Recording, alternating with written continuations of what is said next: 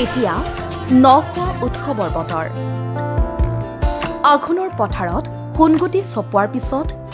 সকলোৱে লগে ভাগে হাঁহে মাহে খোৱাৰ বতৰ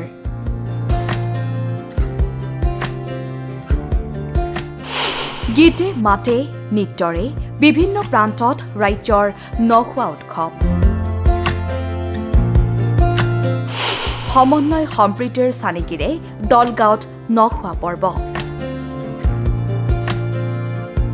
নখোৱা অসমীয়া সমাজৰ এক এৰাব নোৱাৰা পৰম্পৰা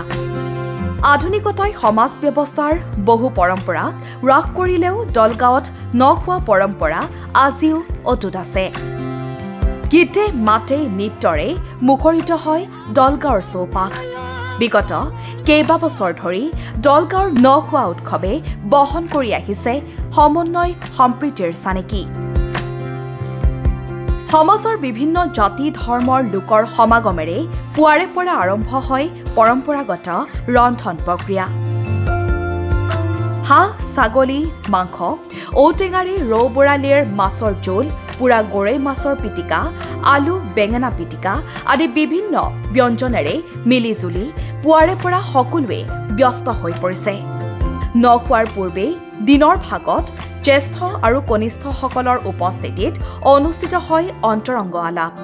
অনুষ্ঠানৰ আৰম্ভণিতে বিবিধ লাড়ু পিঠাৰে অতিথিক আপ্যায়ন কৰে স্থানীয় মহিলাসকলে এই অনুষ্ঠানৰ সামৰণিত দলগাঁৱৰ সমাজৰ সৈতে বিভিন্ন ক্ষেত্ৰত জড়িত বিভিন্ন ধৰ্মৰ ভাষাৰ লোকসকলে মিলি কলগছৰ দুনাত এসাঁজ তৃপ্তিৰে খাই নাচি বাগি আনন্দ উপভোগ কৰা পৰিলক্ষিত হয় এতিয়া আমাৰ এইটো দলগাঁৱৰ সাতাম পুৰুষীয়া মানে এটা উল্লেখযোগ্য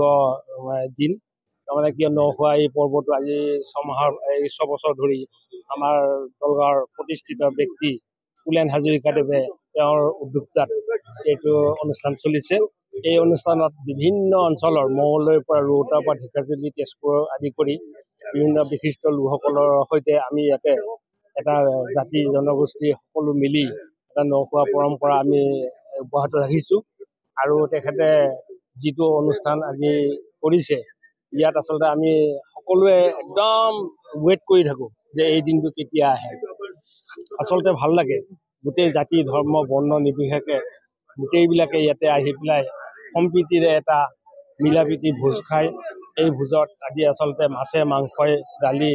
মানে পুৰণিকলীয়া যিটো গৰৈ মাছ পৰা চুঙা পিঠা দৈ এইবিলাক মানে আয়োজন কৰা হয় আৰু সকলোৱে হাত উজাৰি ইয়াতে কামত মানে মনোযোগ দিয়ে কোনো পৰি নাথাকে নিজে নিজে ওলাই আহি চবে হাতে কামে লাগি দিয়ে সেইকাৰণে ভাল লাগে আচলতে ইয়াতে তাৰমানে কথা হ'ল কি আমাৰ দলগাঁওখন এখন আপুৰুগীয়া ঠাই ইয়াত মানে সম্প্ৰীতি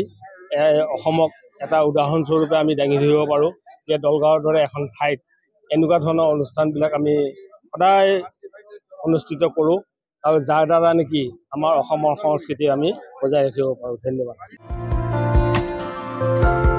দলগাঁৱৰ পৰা মুকছিদুল ইছলামৰ ৰিপৰ্ট নেশ্যন এনি